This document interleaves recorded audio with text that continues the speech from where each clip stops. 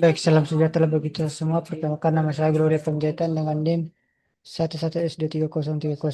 Jadi di sini saya akan menjelaskan tentang praktikum dari mata kuliah SPT dengan topik sinkronus. Baik, jadi di sini saya akan menjelaskan simulasi logical clock dalam video presentasi. Yang pertama itu adalah tujuan program. Jadi tujuan dari program ini adalah untuk menyelesaikan masalah urutan kejadian, event ordering pada sistem terdistribusi. Dalam lingkungan di mana banyak komputer bekerja bersama seperti jaringan bank atau media sosial, setiap komputer itu memiliki jam internal yang kecepatannya bisa berbeda-beda.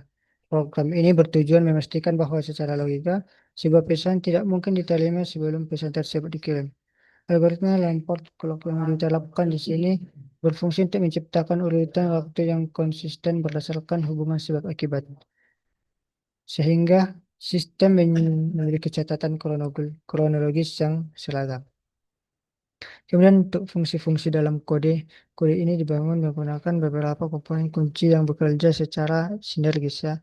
Ya, ada seperti kelas proses distribusi. eh, ini adalah representasi dari sebuah node atau komputer dalam jaringan. Setiap objek dari kelas ini memiliki variabel self clock yang bertindak sebagai jam logis internalnya sendiri. Kemudian fungsi kejadian lokal. Fungsi ini mensimulasikan aktivitas yang terjadi dalam satu komputer saja, seperti membuka aplikasi atau memproses data internal. Setiap kali dipanggil, jam internal akan bertambah plus satu. Ini menunjukkan bahwa waktu terus berjalan maju di komputer tersebut. Kemudian ada fungsi kirim pesan.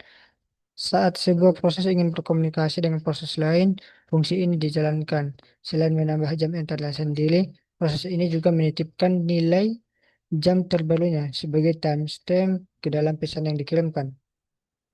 Kemudian bisa kita lihat di sini fungsi terima pesan. Nah, jadi bisa dibilang ini adalah inti dari algoritma dari program ini.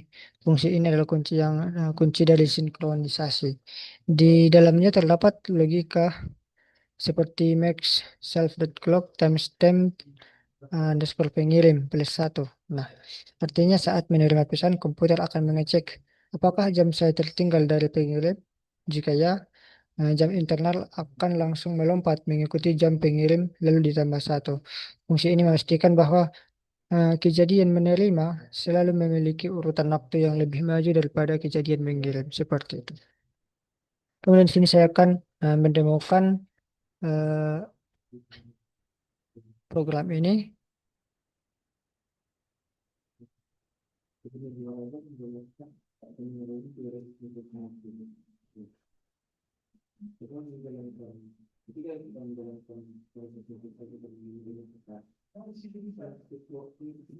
Nah, ini adalah output yang dihasilkan dari program ini. Output ini menunjukkan kronologi koordinasi waktu yang sangat menarik ya. Bisa kita lihat pada awalnya proses A memulai urutan dengan melakukan kejadian lokal sehingga jamnya berada di angka satu. Selanjutnya ketika proses A mengirim pesan ke proses B, jamnya meningkat menjadi 2. Angka 2 inilah yang menjadi identitas waktu pengiriman tersebut. Nah, kemudian keajaiban sinkronisasi terlihat saat proses B menerima pesan tersebut. Sebelum menerima pesan, proses B mungkin masih berada di jam yang lebih rendah, misalnya 0 atau 1.